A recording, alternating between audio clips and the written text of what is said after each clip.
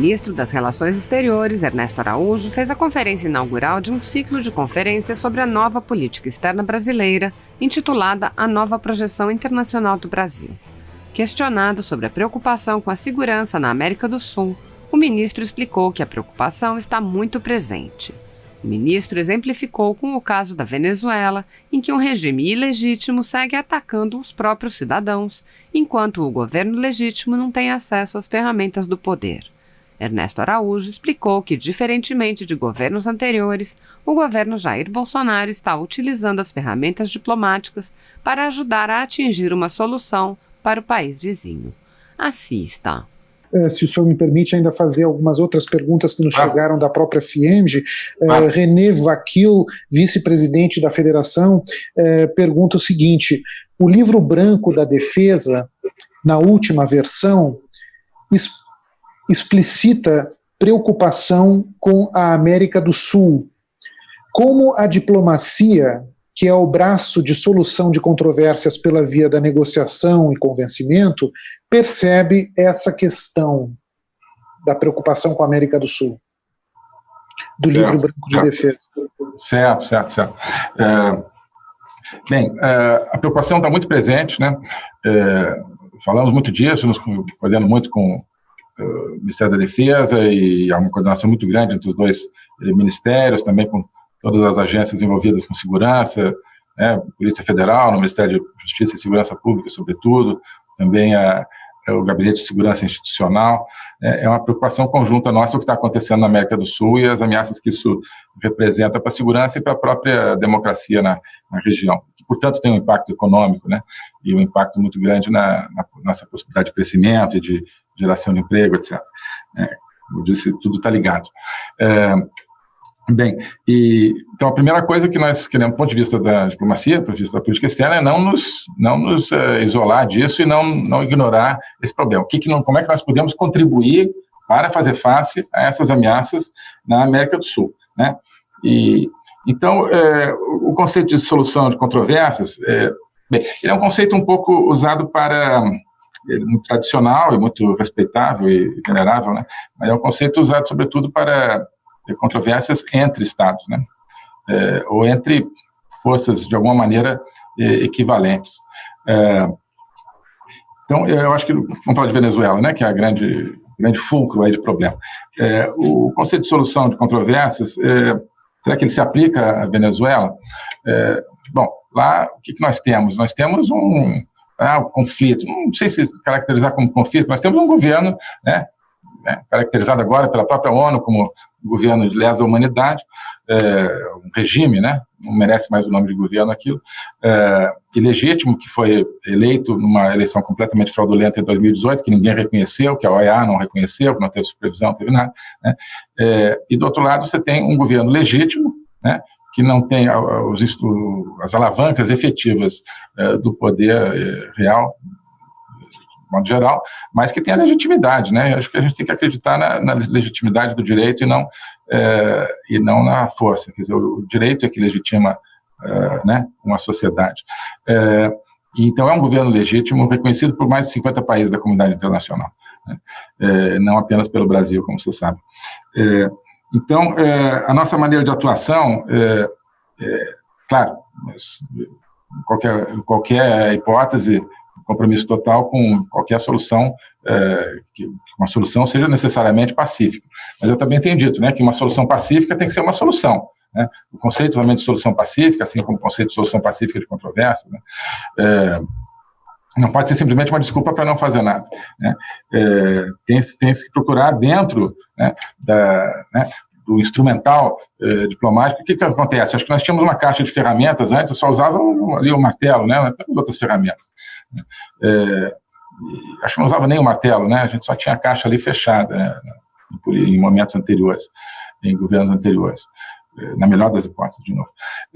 Então, agora não, nós temos uma caixa de ferramentas diplomáticas que permite fazer muito mais do que se fazia antes em favor da democracia na Venezuela, que nós estamos tentando, né? Nós estamos tentando e temos que estar conscientes de com quem que nós estamos lidando e qual é a natureza, quer dizer, da controvérsia, digamos assim, que existe na Venezuela, entre um governo, né, genocida e um povo, Não é só o que se chama a oposição venezuelana, ou o governo legítimo de Juan Guaidó.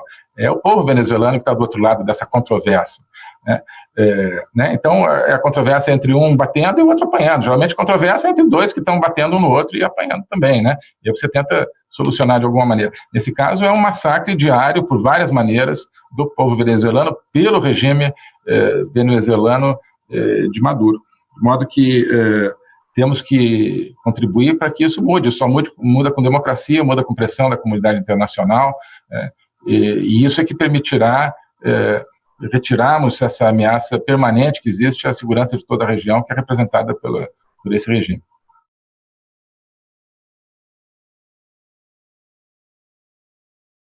Bom, e aí sobre outra pergunta da Carla, sobre a questão se houve um precedente, né, da imprensa, de manipulação, assim.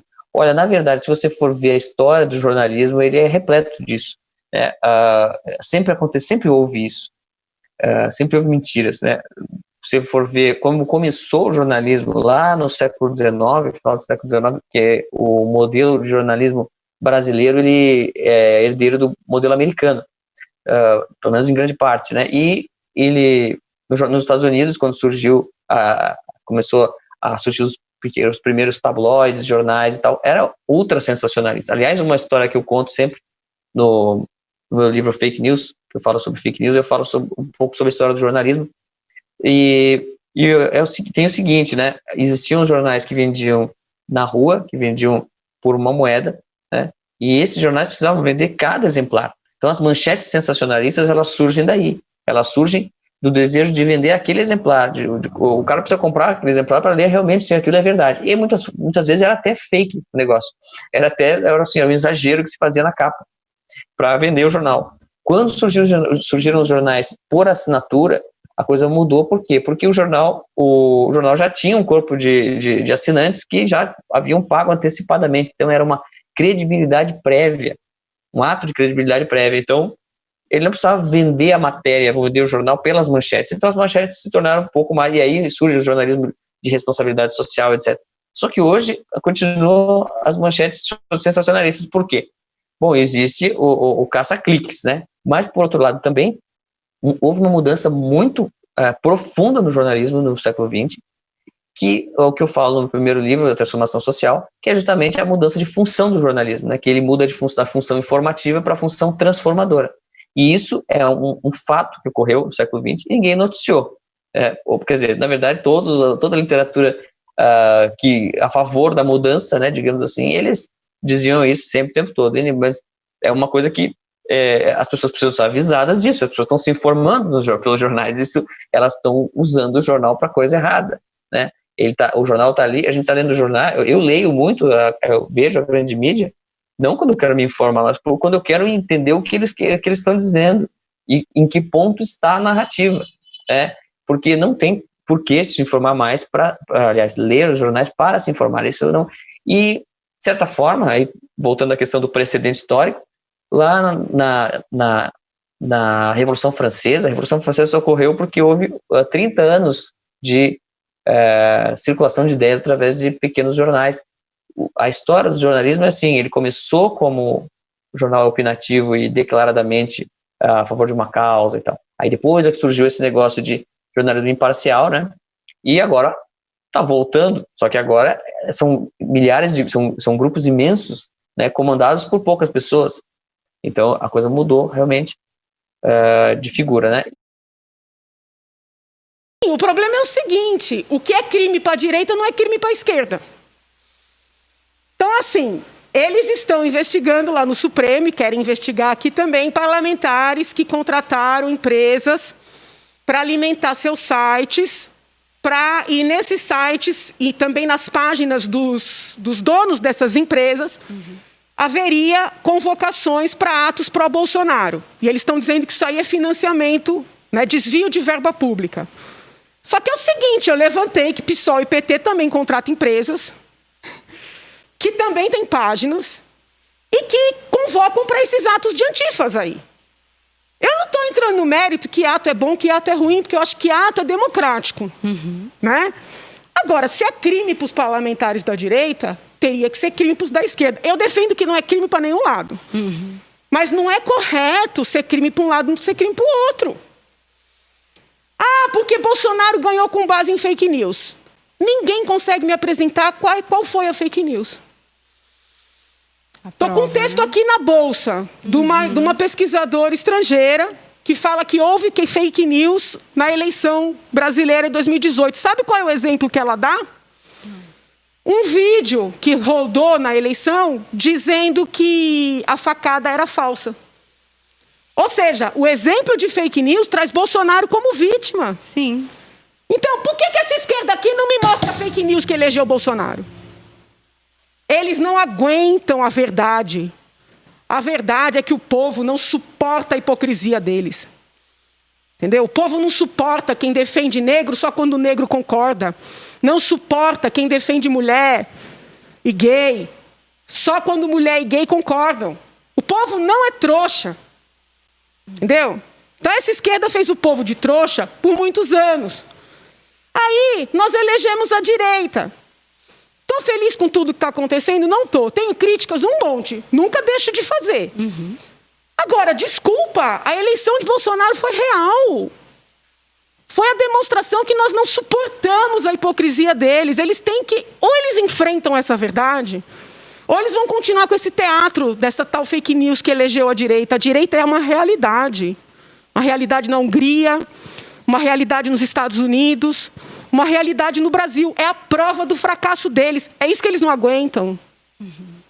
Eu percebo que a atuação da senhora na CPI, ela traz uma credibilidade jurídica e também essa questão. Eu vi que a senhora perguntou, inclusive, eu não lembro para quem é que estava participando, mas o que configurava a fake news, né? Para que ficasse claro. Sim, porque veja bem, foi o que eu falei.